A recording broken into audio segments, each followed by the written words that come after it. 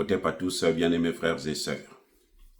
Le ministre algérien des Affaires étrangères a sorti une grossièreté que je ne peux m'empêcher de vous parler. Monsieur va dire deux choses qui m'ont choqué énormément. La première des choses, c'est que pour lui, les accords d'Alger ne peuvent pas être caducs. Le gouvernement du Mali n'a pas le droit de déclarer que les accords d'Alger sont caducs. Ça, c'est un. La deuxième des choses, c'est que pour répondre au fait que lui, l'Algérie reçoit les terreaux qui viennent déstabiliser le Mali et qui repartent se cacher sous la protection du gouvernement algérien, il dit que le gouvernement algérien est médiateur, donc il doit recevoir tout le monde, y compris les terreaux. Et c'est ça que j'ai trouvé quand même assez audacieux. Ce monsieur pense que la communauté internationale ne voit pas ce qu'ils sont en train de faire. Ce monsieur pense que nous sommes stupides.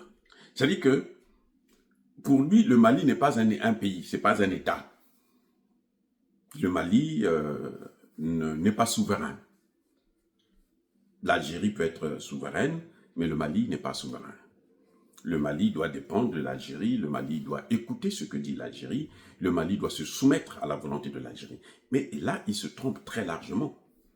Et c'est ce qui fait, vous savez, le désamour entre l'Algérie et l'Afrique noire.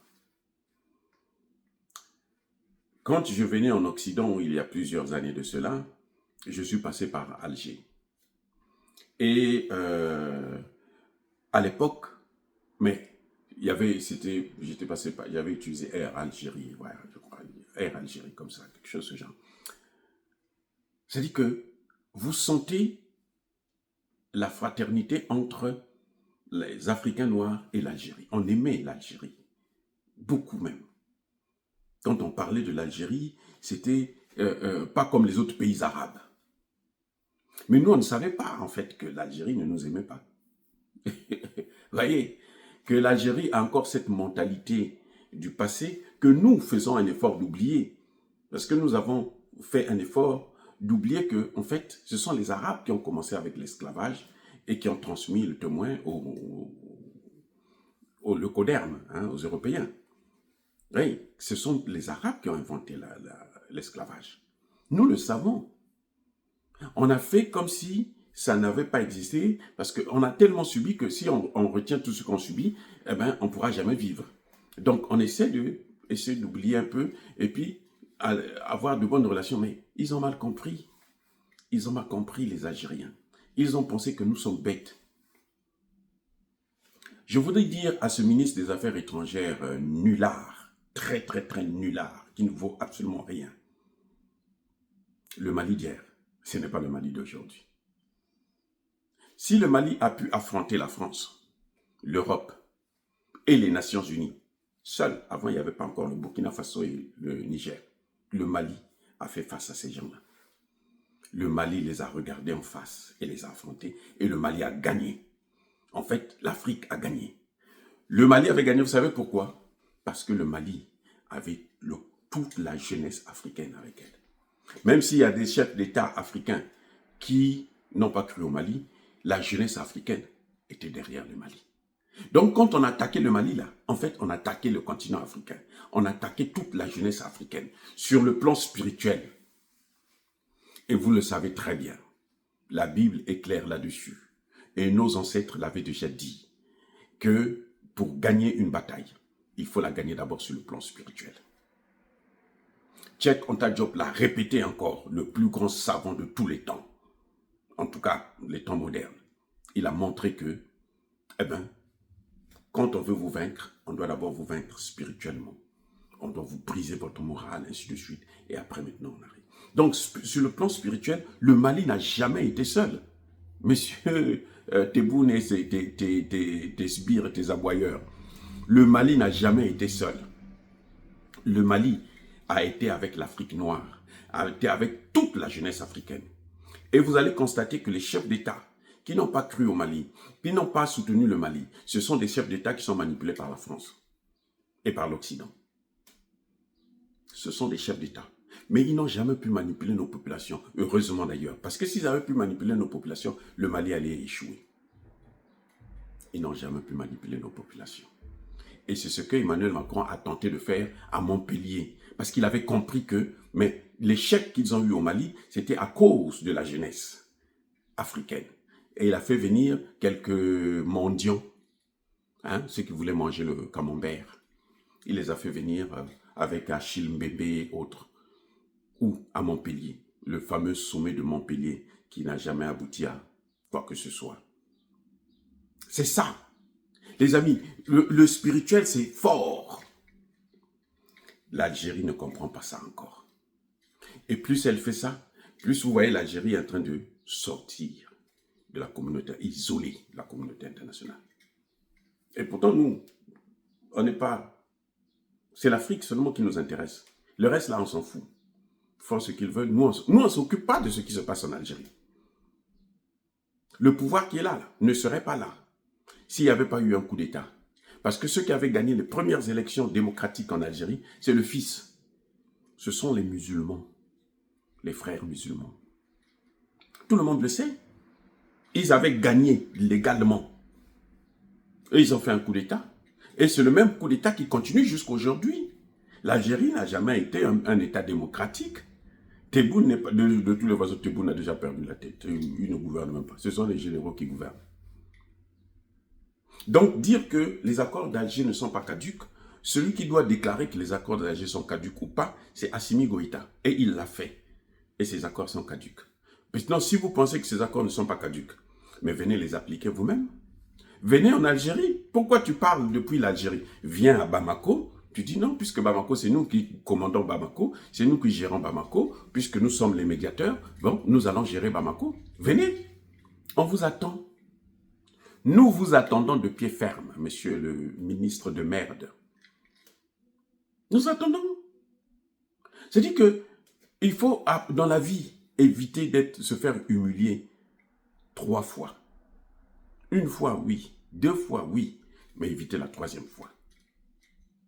L'Algérie s'est fait humilier parce que c'est par l'Algérie que les terreaux sont rentrés pour venir au Mali. Le Mali n'a pas de frontière avec la Libye. Tout le monde sait qu'ils venaient de la Libye. Donc, ils sont passés par l'Algérie. Et puis, ils sont rentrés au Mali. Première humiliation.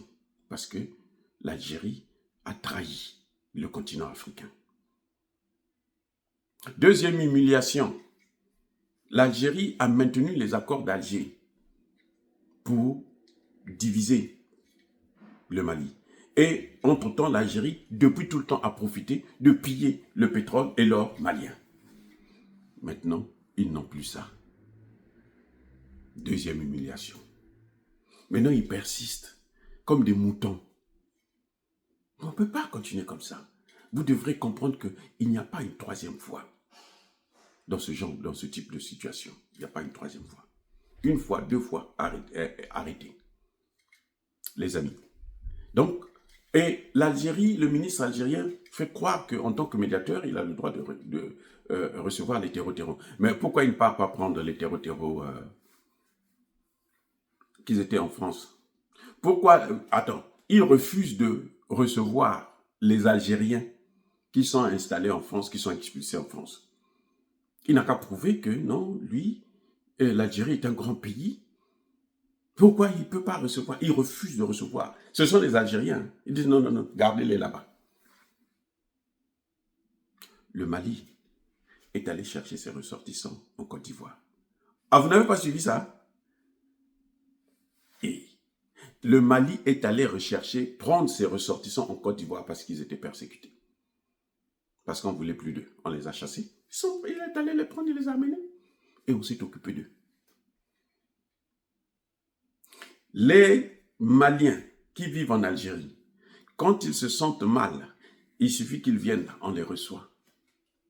Nous, on ne fait pas comme eux, non, on refuse les nôtres, non. Parce que ce n'est pas un pays, parce qu'ils sont dans la misère. Et la misère, là, ça va s'aggraver. Ça va aller de mal en pire. Sachez-le.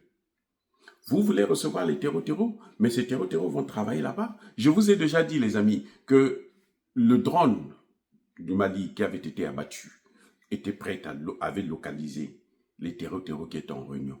C'était pour les détruire. C'est pour ça qu'Emmanuel Macron a demandé à Tebboune de donner l'ordre de détruire ce drone. Avant, il niait.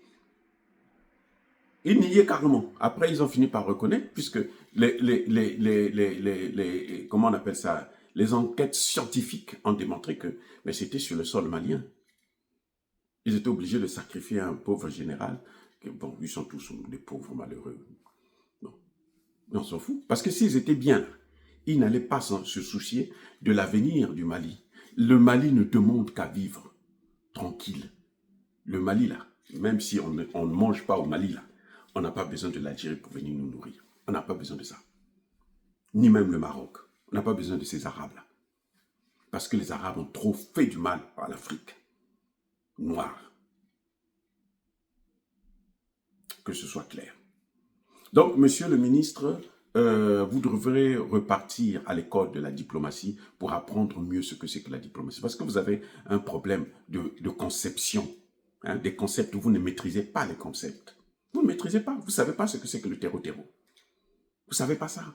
Vous ne savez même pas votre histoire. Comment vous avez fait pour être là aujourd'hui au pouvoir. Parce que lorsqu'il y a eu la première élection, nous avons vu quel était le véritable gagnant. Il y a eu un coup d'État. C'est ce coup d'État qui est en continuité. C'est un coup d'État permanent qu'il y a en Algérie. Les amis, soyez bénis, abondamment bénis par le Dieu de Kémité, par nos ancêtres angélisés, mais que tous ceux qui persécutent le continent africain le pillent et le déstabilisent, qu'ils soient noirs, blancs, chinois, arabes, juifs, indiens ou qui qu'ils soient punis, maudits, foudroyés, neutralisés, écrasés, effacés par le Dieu de Kémité, par nos ancêtres angélisés. Vive l'Afrique éternelle, je dis et j'assume.